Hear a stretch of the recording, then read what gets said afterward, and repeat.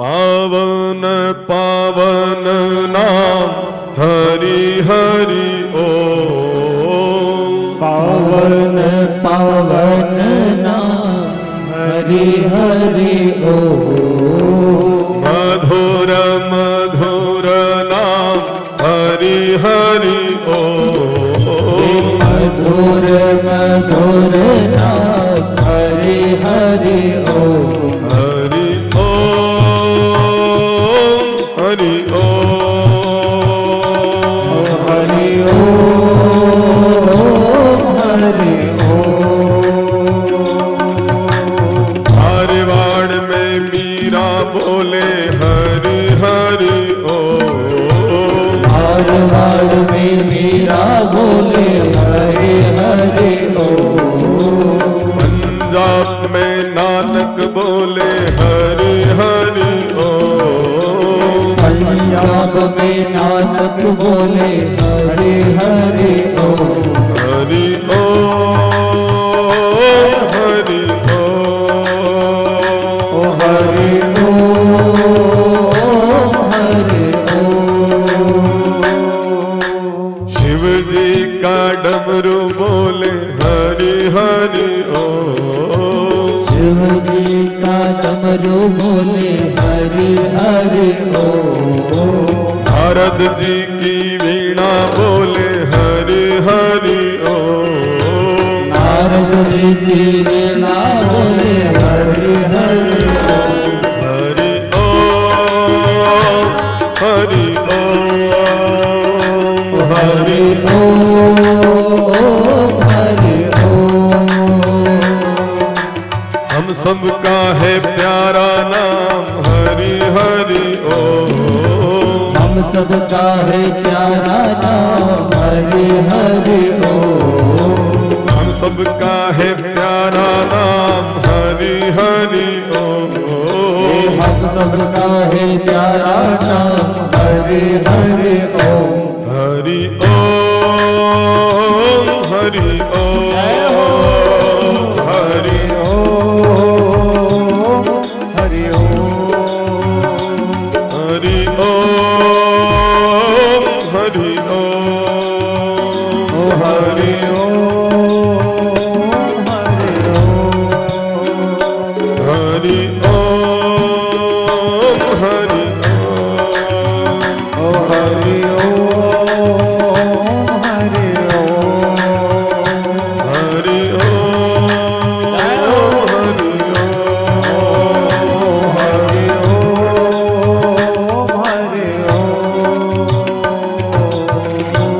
बोले श्री सद्गुरुदेव की जय। जब चारी कुमारों की प्रेरणा से भागवत जी की कथा श्रवण करवाई गई, ज्ञान वैराग्य का दुख नाश हुआ। ज्ञान वैराग्य और भक्ति नारद जी के हृदय में विराजमान हो जाते हैं। मतलब 18,000 श्लोक, 4 श्लोक, 1 श्लोक, 1 पंक्ति, 1 अक्षर, हरि ओम। सिखाइए अपने अधीनस्थ बच्चों को, युवाओं को। पर आजकल हरिओम ने हेलो में ज्यादा विश्वास है इनको। हमारे पास फोन आता है, मैं बोलता हूं हरिओम, बोले हेलो, फिर मैं बोलूं हरिओम हेलो। और जो मेरी बहनें हैं ना, 8वीं से बड़ी कक्षा में पढ़ती होंगी, अपने गांव से बाहर पढ़ने जाती होंगी, इनकी सहेली से जब इनकी मुलाकात होती है, राम राम थोड़ी बोलती है, हरिओम थोड़ी बोलती है, जय श्री कृष्णा थोड़ी बोलती है। एक दूसरे को देखकर हाय, तू भी थारा हारा पियर में हाय हाय करती रहीजे, और मुंह भी मारा हारा पियर में हाय हाय करती रहूंगा। हाय मतलब अच्छा थोड़ी है। ज्यादा दुखी हो तो नहीं कहते हैं कि किसी की हाय लग गई उसको, तो अपने को हाय नहीं हरिओम बोलना शुरू करना है। मेरी जीजियो, छोटे बच्चों को भी भगवत स्मरण करना आप सिखाओ। पर उसको क्या सिखाते हैं? टाटा कर ले तो ना टाटा, राम राम नहीं सिखाते, हरिओम नहीं सिखाते, टाटा। एक बार मेरे साथ भी ऐसा हुआ, एक बहन कहने लगी बाबूजी जा रहे हैं नाना टाटा कर ले तो इनसे। मैंने कहा मैं नहीं करूंगा बहन, इसको भी मत सिखा, क्योंकि टाटा की तगारी हो सकती है, टाटा का पावड़ा हो सकता है, टाटा की गाड़ी हो सकती है, पर औलाद टाटा की नहीं अपनी है। और जिसने औलाद दी है उस परमात्मा का नाम अपनी औलाद को सिखाओ। अब गाड़ी टाटा की हो सकती है, तगारी पावड़ा टाटा का हो सकता है, मोबाइल टाटा का हो सकता है, पर औलाद जिसने दी है उस परमात्मा का नाम अपनी संतान को सिखावा। ध्यान रखना, आप टाटा नहीं, क्या सिखाओगे? जय श्री कृष्णा, राधे राधे, हरिओम, जय राम जी की।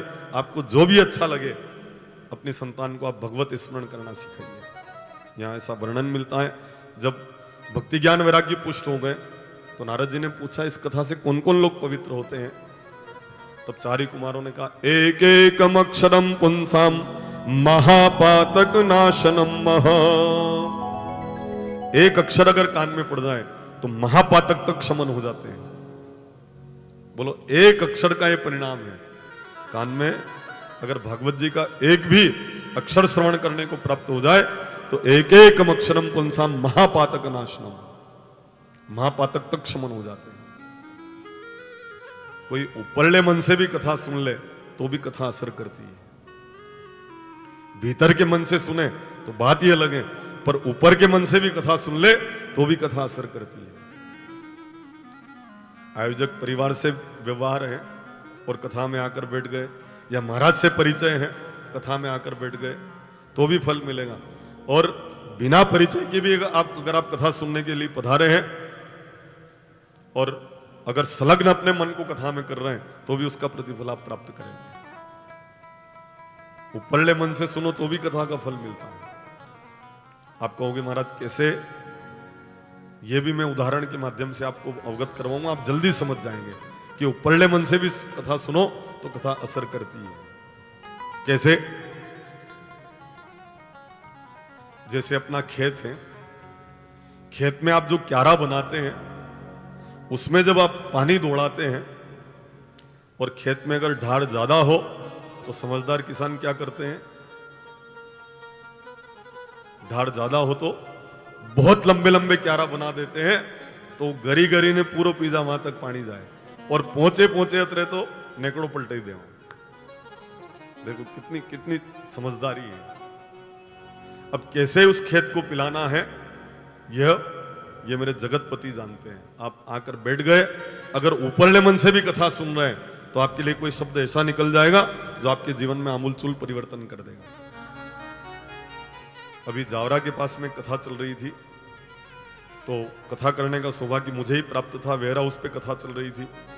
गुरु पूर्णिमा के दिन एक सज्जन बता रहे थे कि एक शब्द मैंने कथा गाड़ी रोककर सुनी, रोड के बिल्कुल निकट कथा थी, तो खाली एक शब्द सुना और मेरा मन हो गया कि मैं पांडाल में जाकर कथा सुनूं, और फिर उसके बाद प्रतिदिन कथा सुनने आए।